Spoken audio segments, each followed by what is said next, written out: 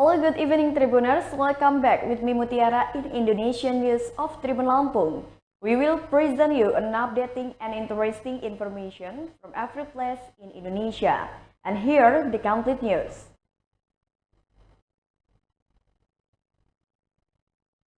The first news is, a truck plunges into the sea at the port of Kuala Bubon, West Aceh. A truck loaded with goods plunged into the sea at Kuala Bubon Harbor, Salatiga District, West Aceh, on Wednesday, April 6, 2022. The cargo truck from Meulabo City was about to board the Teluk Sinabang ferry with the aim of going to Simele. When the truck was in the process of boarding a ship, suddenly the ship swayed to the left and right, presumably due to the big waves. The incident also shocked the other passengers until a video spread of seconds of the truck plunging into the sea.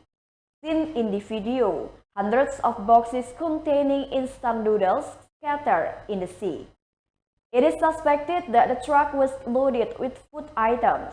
Information obtained by Serambi News from the police explained that there were no casualties in the incident. The truck driver was in safe condition because he quickly jumped while the truck sank to the bottom of the sea.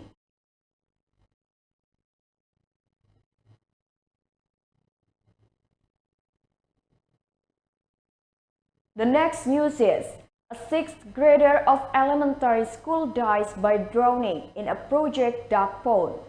Sixth grade elementary school boy in Tanah Toraja, 12 years old Adriano Rani drowned on Sunday, the 10th of April 2022.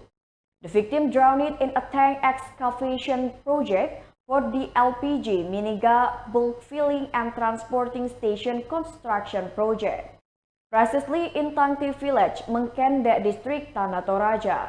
While drowning, the victim was looked for by two of his friends but could not be found. Finally, they reported to the resident until finally the victim was found. After receiving help from residents, the victim was found drowned at the bottom of the tank excavation. The victim is currently at the funeral home. The victim's body was taken to the local health center. Until this news was published, the crew of the East Tribune was still trying to find out the chronology of the incident.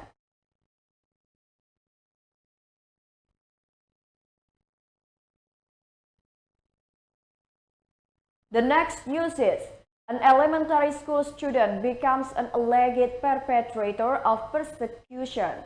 8 years old SG, a student at elementary school, was detained by police at his residence on Saturday, April 9, 2022 at around 12:30 a.m. SJ is the alleged perpetrator of molestation against teenagers during the Sarong War. He was found carrying a sharp weapon hidden in a scabbard. The incident began when the two groups were involved in a Sarong War on Tuesday, April 5, 2022 at around 2 a.m. When they arrived at the location of Kasemen Village, Kasemen District, Serang City, SG and his group carried sharp weapons which were stored in holsters. BRP, a 13-year-old student, and his friends ran helter-skelter. However, BRP fell and was abused by SG, causing serious injuries. Finally, BRP was rushed to the hospital for treatment. SG violated Article 80, Paragraph 2 of Child Protection Law. Currently, SG is being handled by the related unit.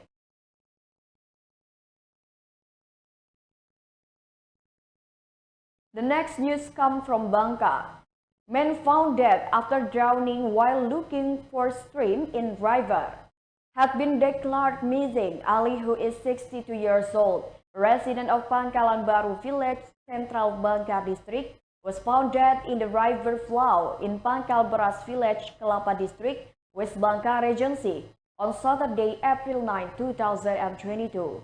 When confirmed, the head of Regional Disaster Management Agency of West Bangka Regency, Ahmad Nur Sandi, confirmed Ali's findings.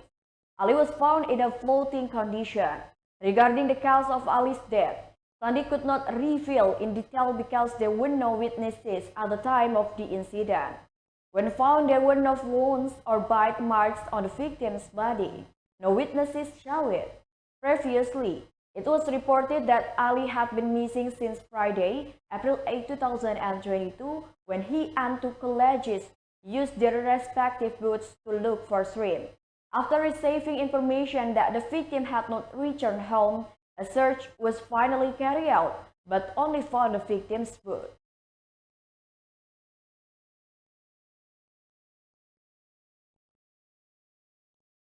The next news is, a grandfather managed to trace the theft of charity box money at the mosque. A grandfather who worked as a marbot at the Taqwa Mosque managed to trace the theft of money from the mosque's infak box. It was Mahyan, who was 69 years old, a resident of Merdeka Dalam Pemangkat Street, Sambas Regency, West Kalimantan, who managed to catch the perpetrator red-handed while carrying out an act of theft. Mahyan said that the theft began when he was busy cleaning the prayer rack at the Pemangkat at Taqwa Mosque on Friday, April 8, 2022. Hearing the sound, Mahyan rushed to the back of the mosque, the source of the sound came. Unexpectedly, Mahyan found the perpetrators of the theft trying to pry the infak box. The perpetrator ran to Hasanuddin Street. Mahyan chased the perpetrator and was assisted by the resident. The perpetrator was caught. Mahyan said that the perpetrators did not take the money away because they were caught first.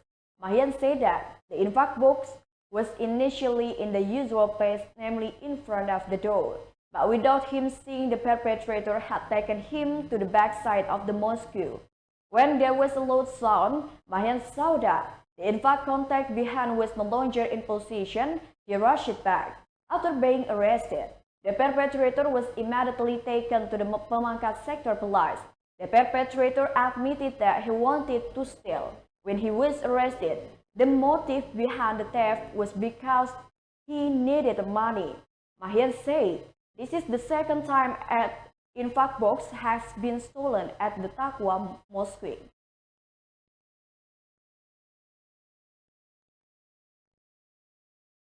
The next news is, the case of hoarding subsidized diesel in Mamuju. The regional police of West Sulawesi unloaded the hoard of subsidized diesel. The hoarding of subsidized diesel uses a modified mode of car tanks and jerry cans. From this gang, the police confiscated a total of about 6.2 tons of subsidized diesel. The incident took place in Lombang Hamlet, Sinyonyoy Village, Kaluku District, Mamuju Regency, on Saturday, April 9, 2022. In addition to the evidence, 3 people were arrested by investigators, namely FAP, 31 years old, UP was 35 years old, and SG was 19 years old. All 3 are residents of Mamuju Regency.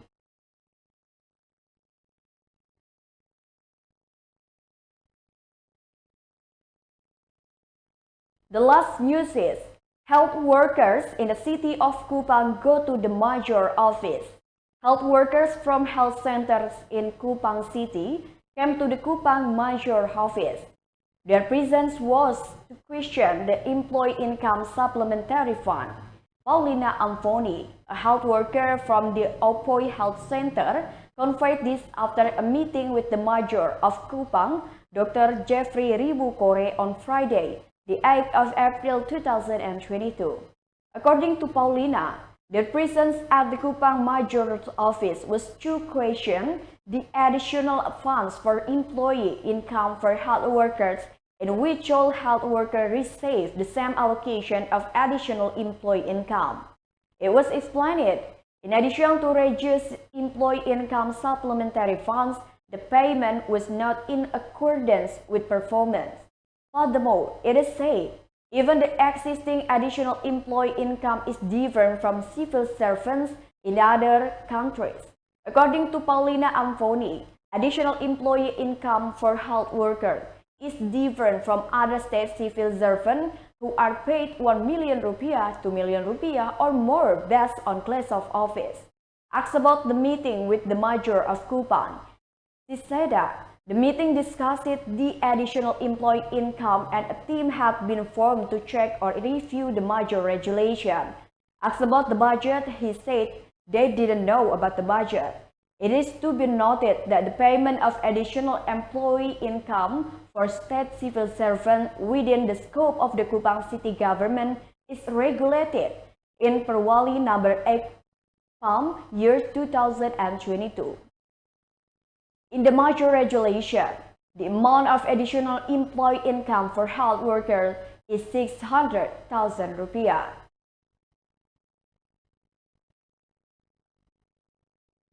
Well, I think that's all the news for today with me, Mutiara. Thank you for watching and have a nice day.